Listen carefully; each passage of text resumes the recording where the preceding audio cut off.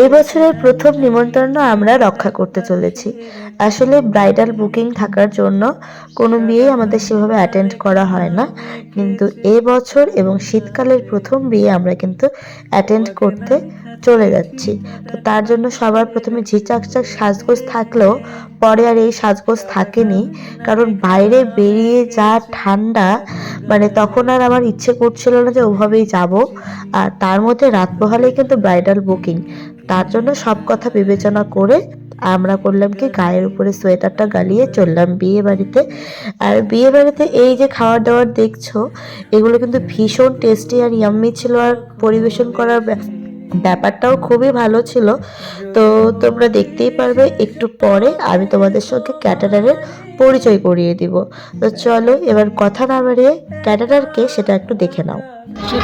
না, ক্যাটারিং এর একটা ভিডিও তুলবো তো আমি, ভাই খাবার তুলছি, সার্ভটা কিভাবে করতেছে ওটা তুলবো না। ক্যাটারিং এমডি কি আমাদের ক্যাটারিং এর এমডি রিপন, কি জানো ভাই তো ক্যাটারিংটার নাম? আমন্ত্রণ ক্যাটারার। আমন্ত্রণ ক্যাটারার। মনে করো সব কিছু সার্ভিস, নো প্রবলেম, এবং দারুণ, কোনো কথা হবে না, বুঝছো? নামটা তো শুনেই নিলে, আমন্ত্রণ ক্যাটারার। এবার বলছি, যারা যারা আমাদের গোলকগঞ্জ কিংবা মাথাভাঙায় আছো, তারা ডেফিনেটলি আমন্ত্রণ ক্যাটারারের সঙ্গে যোগাযোগ করো।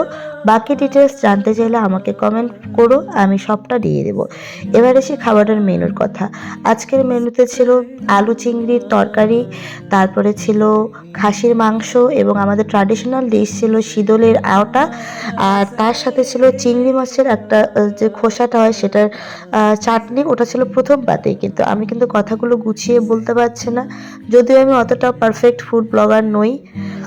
তো তার সাথে লাস্ট পাতে ছিল কিন্তু চাটনি আর মিষ্টি, আর মিষ্টি দই।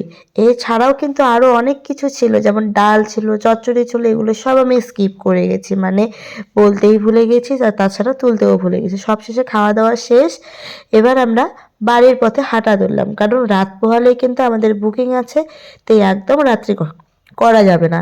আর এদিকে ছেলেকে দেখো, সামনে বক্স দেখে ওর একদম মনটা আনচান করছিল, ও নাচবে।